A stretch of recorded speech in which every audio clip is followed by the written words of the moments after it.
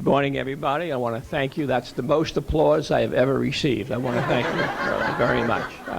My name is Richard Garrity. I'm the Vice Chairman of Beaufort County Republican Party.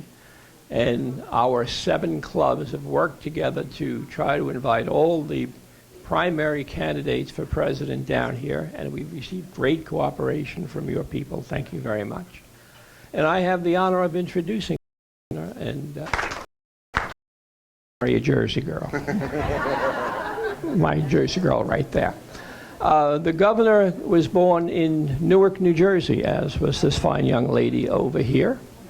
Went to Livingston High School, which during my days I remembered as a football power.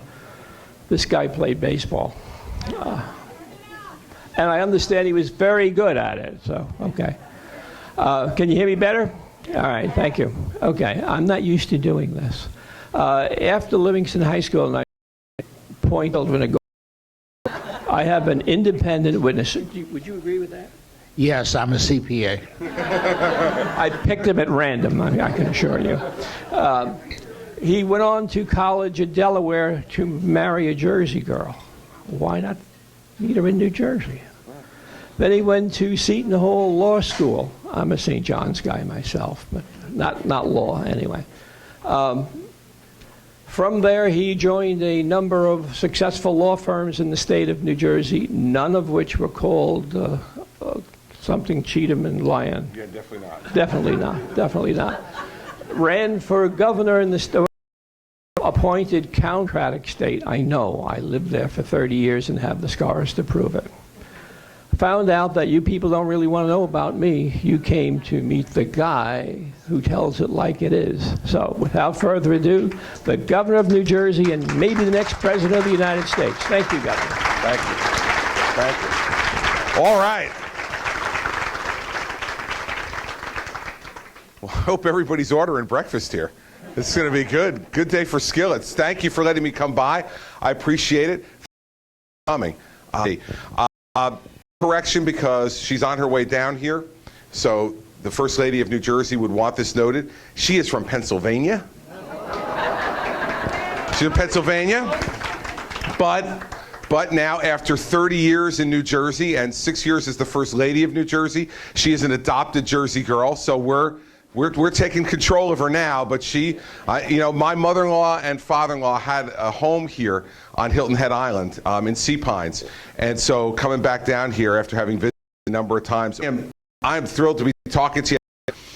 Different things that we've talked about. We have been more specific than any other candidate in the race, and I urge you to go to our website, to go to chrischristie.com and look at the very specific proposals, and we'll wind up probably talking about some of them this morning, on entitlement reform, tax and regulatory reform, on America's role in the world, national defense and national intelligence, on education reform, and on criminal justice proposals. Not hope and change. Not a bumper sticker, okay, but real specific proposals about the direction we'll take this country. But let me talk about 2 things within that right off the top, because I think they're the most topical for the moment. The first is the president's deal with Iran. Let me just say this. In a presidency that, in my opinion, has been extraordinarily disappointing, this is the worst thing that this president will have done in his time as president, and here's why. The country that, and many of you in this room, like me, are old enough to remember 1979, a country that took our hostages, burned our flag, chanted death to America 35 years ago, and hasn't stopped since, hasn't changed at all since that time. Same kind of people running that country. It's incomprehensible to me that the president would put these folks on a glide path to get a nuclear weapon. And that's where they are. You know, a week ago or so, 6 days ago, the president came on television at 7 o'clock in the morning to announce this deal to the American people and the rest of the world. And Mary Pat and I were watching at home. And the worst part he said that morning, he said He said that this is anytime, anywhere verification, that we don't need to trust the Iranians, that we have anytime, anywhere verification. His aide said 24/7 access. Well, read the agreement, everybody. The agreement says, yes, we can ask for inspections anytime. We'll go to a court, show probable cause to get a search. Do you really need the Social Security check at that point? I mean, it seems to me that Social Security was developed to make sure that no one in America who's worked hard and put into the system would grow old in poverty. We don't want people in this country choosing between food and heat. We want people to have a dignified older age. And Social Security is there for that. But if you're making $200,000 a year in retirement income, you're not choosing between food. God bless you. You've done a great job. But if we don't change these programs, they're going to go insolvent, and they will not be there for those people who really need them to survive. And I don't think that's what Americans stand for, is to leave those people by the side of the road. Now, there is an alternative to this, of course. The alternative is to raise taxes on everybody today and raise them significantly. And that's what we need to do to make it solvent. I don't think that's good for our economy. I don't think that makes sense. And it doesn't change the immutable facts that we're getting older and living longer. So the tax increases are enormous. We'll never catch up to that change. Ratifying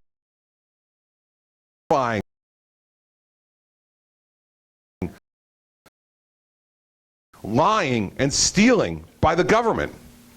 Let me inform you of something, and Governor Huckabee at the same time. The lying and stealing has already occurred.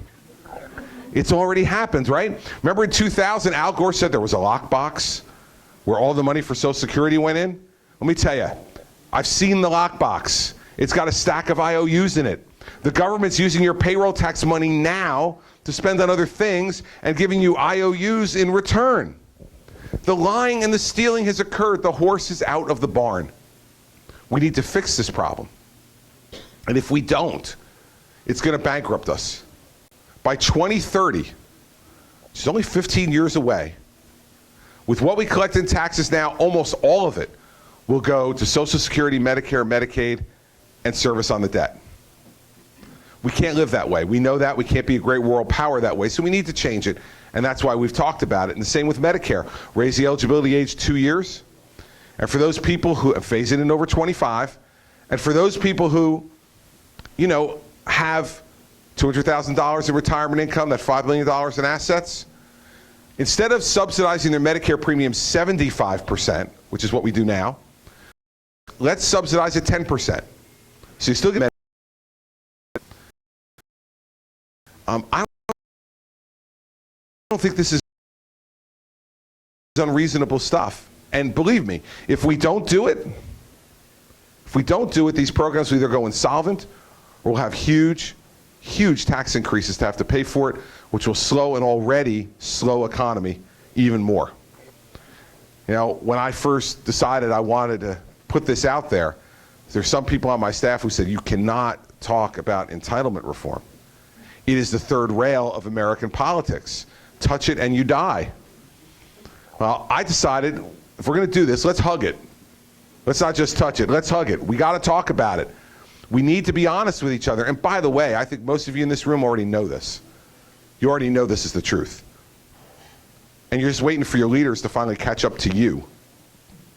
As long as it's done fairly, people know that people are going to be treated fairly, I think the American people will go along with changing it because they don't want to leave people by the side of the road. So we got lots of other things to talk about. You can ask me more questions about those things. There is only one rule to my town hall meetings here in South Carolina. You raise your hand, I call on you. And that's percent on average. The president promised that this would bring prices down or stabilize prices. It's done the opposite. And you know, what I've said about the Iran deal at the open, that's the big lie of the second term. The Iran deal is the big lie of the second term. And Hillary Clinton's now adopted the big lie of the second term by supporting it. Of course, remember what the big lie of the first term was, right? If you like your doctor, you can keep him. If you like your health insurance plan, you can keep it. And we need the American people to have no confidence in this program or in this plan. That's why 34 states have refused to do a state-based exchange. Now, there's only 31 Republican governors, so they can't say it's partisan, and there's some Republican governors who have done it. So it's a bipartisan decision on Obamacare that it doesn't work and that the states don't want any part of it because they don't get to set the rules, they don't get to set the prices, yet they're responsible for the results. That sounds like a bad deal to me. So if we want the states to do these things, that's fine. States make the decisions. Let South Carolina do it, and that's what I would do. Repeal Obamacare, replace it with a state-based system. Yes, sir, right there. Can you speak to the redistribution of wealth? Senator Warren's statistics that less than 10% of the people of this country own 90% of the wealth. Once we leave this island, this state is a third world nation. It is, we are reaped in poverty and unemployment where other than this island. No, that's not true. Can you speak to? Yeah, I could speak to it. The income inequality that you're speaking of, really worse under the president's policies over the last 7 years. He's made it significantly worse. The wealthier have never done better than they've done under Barack Obama because of easy and free money at the Fed, because of a situation where the investor class is doing significantly better than the working class. All those things are true in part because of this president's policies. They've become worse in the last 7 years, not better. This is a guy, it's very interesting. He incessantly talks about income inequality, but every policy he puts forward, a greater and growing middle class has been when we have a bigger, greater, growing economy. The reason income inequality has gotten even greater is not only because of the free money policies at the Fed that have helped the investor class, but also because we've seen no greater than 2.4% economic growth at any time in this president's presidency. That is the weakest economic recovery that we've had from a recession since World War II. So as a result, when the economy's not growing at a more robust 3 or 4%, it does not in this country, in the way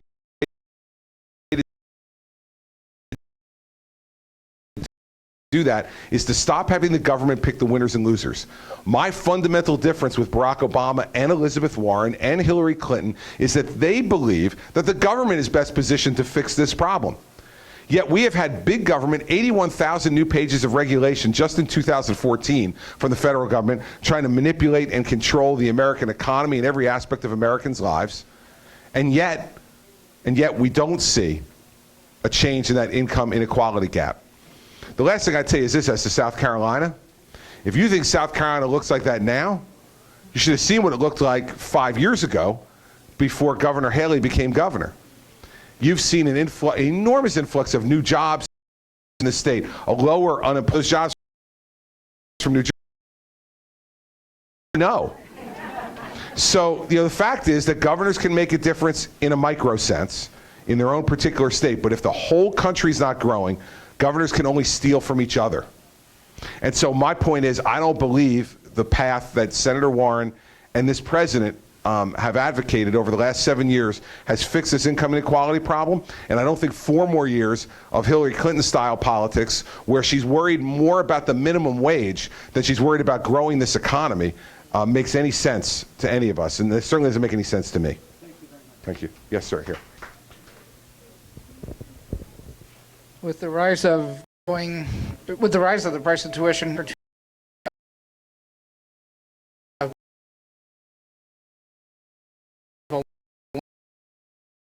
millennials like me. Well, a few things. Let me address the first part of it on tuition and student debt, because that's the first piece of your question that we can do something to deal with. Let's talk about this. I talk about it from a personal perspective. Mary Pat and I have 2 children in college as we speak. Our oldest son, Andrew, will be a senior this fall at Princeton.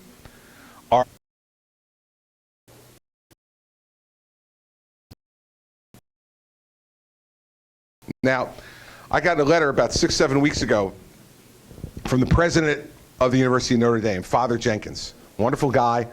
The letter starts off as you would expect, right? It says, thank you so much for the blessing you bestowed upon us in trusting the souls of your children to us for a period of time for their higher education, right? This is from Father Jenkins, right? You the music from Rudy in the background, right? A little bit, you see Touchdown Jesus, the Golden Dome, the whole thing, and he's a priest on top of it. He is selling it. Of course, the second paragraph then is the money paragraph, where he says to you, and that's why we're so pleased to tell you that this year, tuition will only increase 3.9%. Now, of course, inflation is like 1.5%. So now we're talking about more than double the inflation rate. Will only increase 3.9%, which he then says is the lowest annual tuition increase at Notre Dame in 40 years. 4% is the lowest annual tuition increase at Notre Dame in 40 years. He then goes on to tell me that that's why they're able to make next year's, the bill I'm getting ready to pay, next year's total student cost $61,750. Now, have you ever seen a more opaque bill than a college bill? Like, it's 3 lines, right? It's like tuition, room and board, other fees. $61,750.